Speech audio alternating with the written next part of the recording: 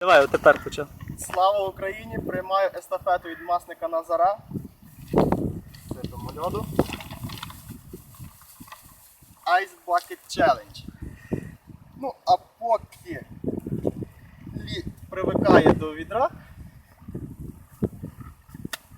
лід привикає до відра, хочу тим часом передати естафету наступним трьом учасникам. Це Бігун Андрій, Бучківський Роман та Легенда Андрій. Готуйтесь і не згадуйте злим словом.